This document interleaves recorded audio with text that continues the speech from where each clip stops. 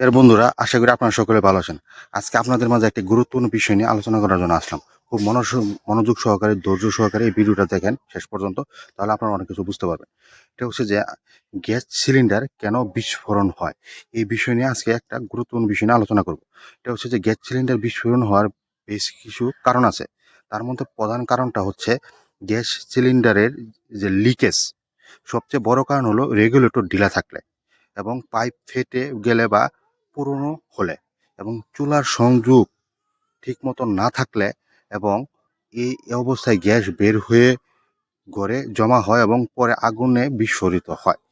এই বিষয়টা খুব খেয়াল রাখতে হবে যে গ্যাস সিলিন্ডার যেন লিকেজ না থাকে।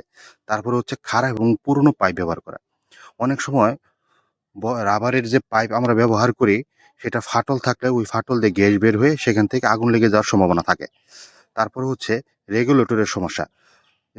রেগুলেটরের ঠিকমতো কাজ না করলে গ্যাসের চাপ বেশি হয়ে যেতে পারে বা লিক হয়ে যেতে পারে। তারপরে সিলিন্ডারে অতিরিক্ত গরম হওয়া, আগুনের খুব কাছে রাখা, রোদে দীর্ঘ সময় রাখা, এবং তাহলে ভেতরে গ্যাস চাপ বেড়ে যায় এবং এতে বিস্ফোরণ সৃষ্টি হয়। নিয়মিত বা নকল সিলিন্ডার ব্যবহার করা, নিম্নমানের বা নকল সিলিন্ডার ব্যবহার করা।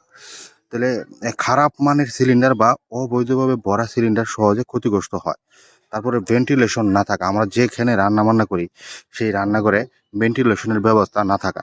এই ভেন্টিলেশনের ব্যবস্থা না থাকলে সেখান থেকে ওই ওই ঘরের ভিতরে প্রচুর গ্যাস লিকেজ হয়ে বের হয়, এবং তখন মেস যে আগুন জ্বালানোর সময় সেই গ্যাস পুরো ঘর হয়ে যায় এবং সিলিন্ডার বিস্ফোরিত হয়। এবং তারপরে সর্বশেষ যে কারণটা হচ্ছে যে গ্যাস সিলিন্ডার ব্যবহার করা হচ্ছে, সর্বশেষ যে কারণটা হচ্ছে এটা হচ্ছে যে মেয়াদ উত্তীর্ণ গ্যাস সিলিন্ডার ব্যবহার করা। এই বিষয়গুলো আপনারা সকলে মাথায় রাখবেন।